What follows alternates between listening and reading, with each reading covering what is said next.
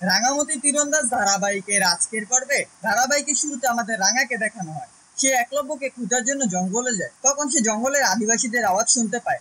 এদিকে আমাদের একলব্যকে দেখানো হয়। সে আদিবাসীদের বলে, আপনারা আমার কথাটা একটু শুনুন, আমি এখানে আসতে চাইনি। সমুদ্রে যদি আমি প্লেনটা ল্যান্ড না করাতাম তাহলে অতগুলো মানুষের জীবন চলে যেত। আমার আর কিছু করার ছিল না। আপনারা আমার কথাটা বিশ্বাস করছেন না তো? তাহলে আপনারা আমার স্ত্রী রাঙার সাথে কথা বলুন। ও আপনাদের মতো গ্রামে বাস করে, ও আপনাদের ভাষায় কথা বলতে পারে। তখন আদিবাসীদের সর্দার একলব্যকে ধমক দেয়, বলে, এখানেই তো আমাদের দেবতার মূর্তিটা ছিল, এখান থেকে আমাদের দেবতার মূর্তিটা চুরি হয়ে গেছে। তোর জন্য মূর্তিটা চুরি করেছে ওরা। এত বছর পুরনো মূর্তি চুরি করে নিয়ে ওরা ব্যবসা করবে ভেবেছে। এরপর আরেকজন আদিবাসী বলে, সর্দার, আমরা পুরো জঙ্গলটা খুঁজে দেখেছি, দেবতার মূর্তি কোথাও পাইনি। আচ্ছা, প্লেনে করে যারা মানুষদের বাঁচাতে এসেছিল তারাও সবাইকে বাঁচিয়ে নিয়ে চলে গেছে। এরপর তারা একলব্যকে বলি দেওয়ার জন্য নিয়ে যায়। এরপর সিনগুরি আমাদের রাঙাকে দেখানো হয়। রাঙা তীর ধনুক হাতে নিয়ে জঙ্গলে একলব্যকে খুঁজছিল। ওইদিকে গুন্ডাগুলো একলব্যকে খুঁজতে খুঁজতে জঙ্গলে এসে আদিবাসীদের এলাকায় চলে আসে।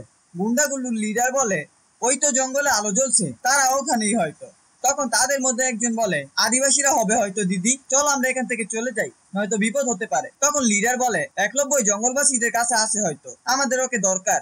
পরবর্তী সিনে আমাদের বসু কুটিরে দেখানো হয়। একলব্যর মা টিভিতে খবর দেখছিল। তারা জানতে পারে ইমার্জেন্সি ল্যান্ড করা প্লেনের উদ্ধার কার্যক্রম শেষ।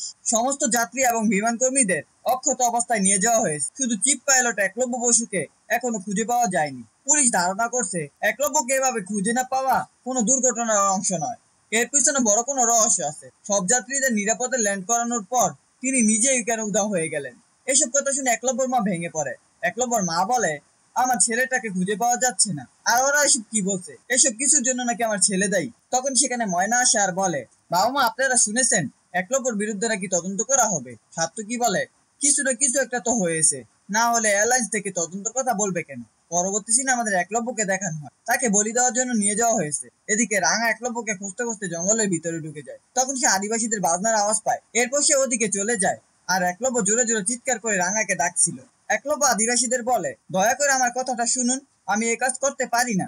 আমার বাবা মা আছে, ভাই বোন আছে, বউ আছে, আমি এই অন্য কাজটা করতে পারি না। কিন্তু আদিবাসীরা কোনো কথাই শোনে না। এরপর যে একলব্যকে বলি দিতে যাবে তখন একলব্য রাঙার কথাগুলো মনে করতে থাকে। ওইদিকে গুন্ডাগুলো সেখানে উপস্থিত হয় এবং বলে, যে করে হোক আমাদের একলব্যকে বাঁচাতে হবে। পরের পর আমরা দেখতে পাই রাঙা সেখানে গিয়ে বলে, কি করছিস তোরা, এভাবে মানুষকে মারিস না তোরা।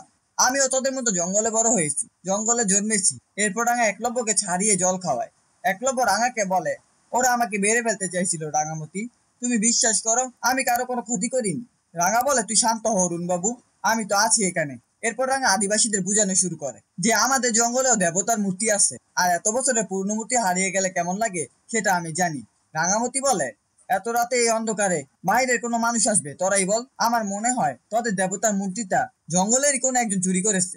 আদিবাসীদের মধ্যে একজন বলে, জঙ্গলের মানুষের নামে মিথ্যা কথা বলবি না সর্দার, ওই মেয়েটাকেও মেরে দাও। তখন রাঙা তার হাতে তীর নিয়ে বলে, খবর দাও, কেউ আগাবি না। শেষ দিন আমরা দেখতে পাই আদিবাসীদের সর্দার বলে, এই দাঁড়া তোরা, এই মেয়েটা আমাদের মতো মরতে ভয় পায় না। এরপর সে রাঙাকে বলে, নিজের স্বামীর প্রাণ বাঁচানোর জন্য এতগুলো অস্ত্রের সামনে দাঁড়াতে তোর ভয় করলো না? রাঙা বলে, ভয় পাবো কেন, এর আগেও আমি যে আমার শরীরে অনেকগুলো তীর ঢুকিয়েছি, তার দাগ এখনো শরীরে আছে, তাই তোরা ভাবিস না আমি ভয় পাবো। এই ছিল রাঙামতি তীরন্দাজ ধারাবাহিকের আজকের আপডেট। ভিডিওটি ভালো লাগলে চ্যানেলটিকে সাবস্ক্রাইব করে পাশে থাকা বেল আইকনটি অন করে